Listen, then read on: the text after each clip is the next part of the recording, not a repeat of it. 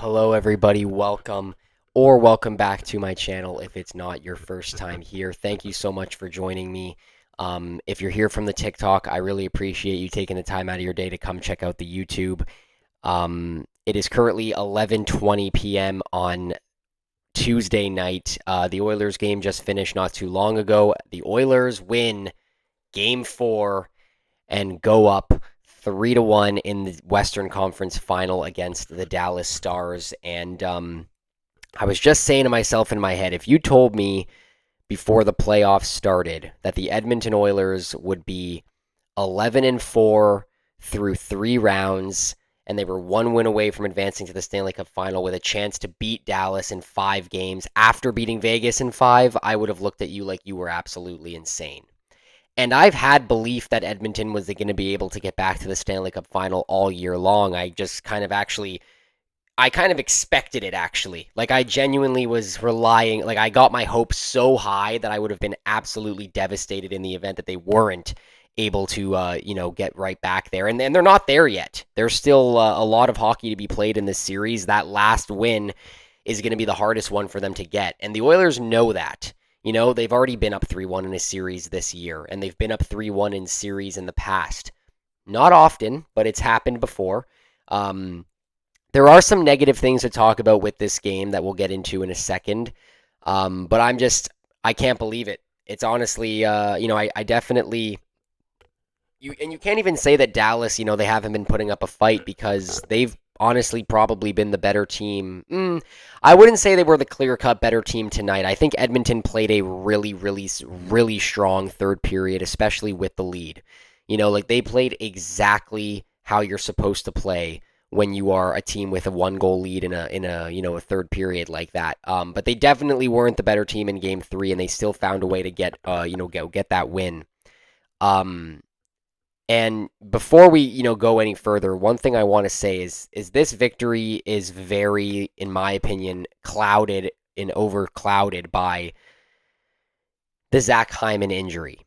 Um, I may have a video of it here underneath if I can get a good clip. I don't necessarily think the actual hit by Mason Marchment, what ended up, I don't think the result was dirty. I kind of think that like what the initial idea was with Marchment was. I think Marchment was very clearly trying to hit him in the head in the event that Hyman didn't manage to get out of the way. And the way he kind of clips Hyman looks, and I'm no doctor. I do think it's something to do with the shoulder. I'm thinking shoulder separation. Um, hopefully it's somehow not as bad as that, and hopefully Hyman isn't ruled out for the rest of the playoffs. But I won't lie to you right now, where my head is at with that injury and just like what it kind of looks like, I would not be surprised at all if Hyman doesn't play another game in these Stanley Cup playoffs, regardless of how far Edmonton goes. And that is a terrible, terrible loss for the Edmonton Oilers, considering Zach Hyman has been our most physical forward. He's been leading the playoffs in hits.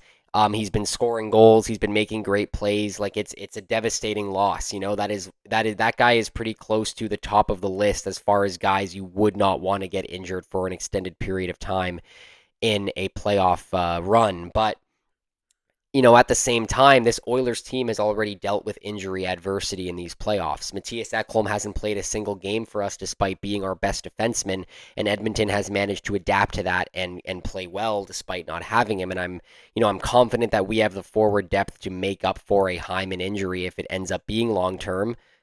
Fingers crossed that it isn't. And, there's a couple different options. Knobloch has a couple different options at his disposal for, what he wants to do with that injury.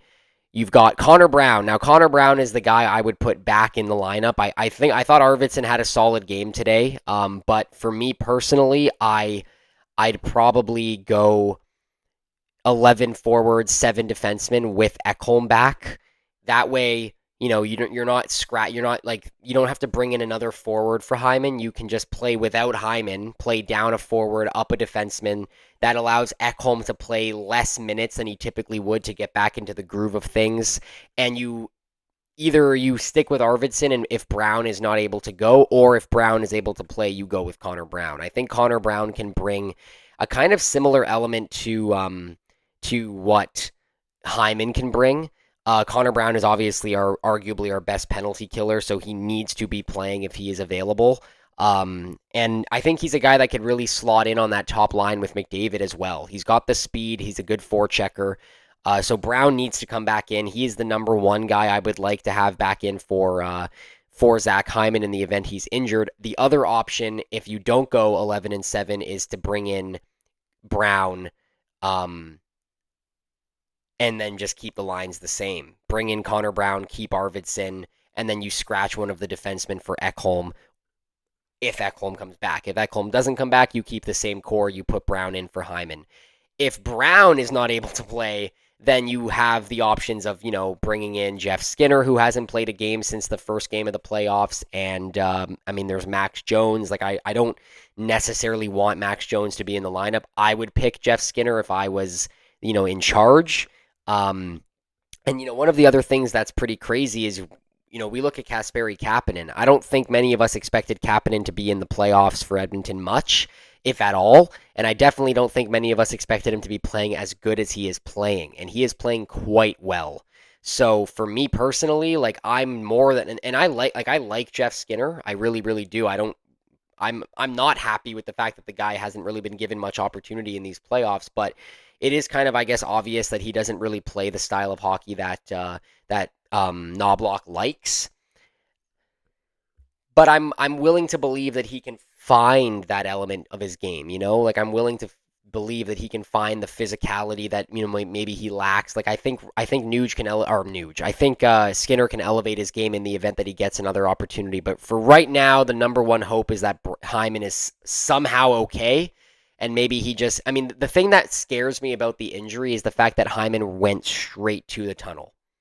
A lot of times when guys are hurt, but they're not like really badly injured, they sit on the bench for a bit with the trainer. Hyman went straight to the tunnel and beelined it for that locker room. And that's never, ever a good thing. So hopefully, maybe it hurt more than it actually ended up being. Like, I have no idea.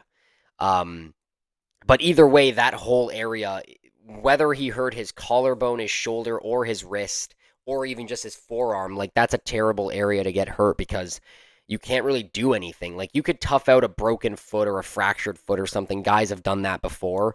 Feet injuries are obviously no fun, but guys somehow tough them out. And there's plenty of things guys have toughed out that I'm shocked by. Like Draisaitl had a broken rib last year for the entirety of the Vancouver series, and well, from the Vancouver series onwards. So I don't know. I have no idea. But yeah, and then obviously if Hyman can't go, you hope Brown is okay, and then if he can't go, it's like fuck. Now what do we do? Now with that said, I'm not personally I'm not putting Ekholm in for Game 5. Same with Brown. I know that they might just try to get Ekholm out there so that he can start to get a feel for things, and I understand that. But at the same time, you're up 3-1 in the series. You have control. Don't risk guys re-aggravating injuries because you wanted to play not that you shouldn't play your full lineup. Of course you're going to play your full lineup, but Ekholm hasn't been a part of our full lineup the entire playoffs, and we've been doing fine. So I personally would just let Ekholm get as much rest as he possibly can, and then if somehow this series becomes dire, then you're like, okay, Matthias, you're in the lineup now. Let's go. Let's get into the goals. I feel like I've talked about injury stuff enough. Goals. So the first period, the only goal was scored by Leon Draisaitl 11 minutes and 23 seconds into the period on the power play. This was a Jamie Benn tripping penalty on John Klingberg. Nuge gets the primary. It doesn't say Nuge has the primary assist on the score here, but he did get the primary assist. It was a great play. Draisaitl gives it to him. He gives it right back in Draisaitl's office, and he rips one home. I feel like that's the first goal that Leo has scored from his spot in these playoffs. They have not been feeding him that shot all the time, and it just kind of goes to show that was their number one play in the regular season, and I think it's very clear it's because they wanted him to get 50 goals and win the Rocket Richard. And then the second period comes around. Jason Robertson ties the game up for the Dallas Stars, his second of the series. I literally said it in my video. I made my game 3 post game video a little bit earlier today, as you can see by the fact that I'm wearing the same shirt. And typically I would have my Oilers jersey on in these post game videos, but I was sweating. I had to take it off. Anyways, Jason Robertson goal. Um, he just picked his spot and sniped it. It was a lot of chaos, and Dallas had a lot of really good opportunities leading up to what was eventually the goal. It was one of those things where you could just feel it coming. It was just looming, and Robertson gets it. That was a penalty. I don't really think that was a bad call. It was just a stupid penalty to take if you're Corey Perry. I was very, very frustrated that he took that penalty. But he redeems himself because then, after that, Mason Marchment takes literally the exact same penalty. They both got essentially interference penalties for setting picks. Corey Perry scores his sixth of the playoffs on the power play. McDavid gets an assist. And again, Nugent Hopkins with a fantastic pass. He does the toe drag into the slot, completely freezes Jake Ottinger. Ottinger 100% thinks he is shooting that puck, and he just slides one under the stick of Cody Ceci backdoor to Corey Perry. And then I'm not going to show the last two goals on screen. They were both empty netters. Kapanen assisted by Kulak and Draisaitl for his second of the playoffs, and Henrique for his fourth, assisted by Wallman and McDavid. Jake Ottinger with a 935 save percentage, a really, really good save percentage despite the loss. Obviously, he only allowed 2 goals, and Skinner with a 966 28 saves on 29 shots. Ottinger faced 31 shots. He had 29 saves. God. 3 stars just because they're on my screen. Corey Perry with 2 points. Skinner, of course. And then Ryan Nugent-Hopkins with 2 assists got the first star of the game.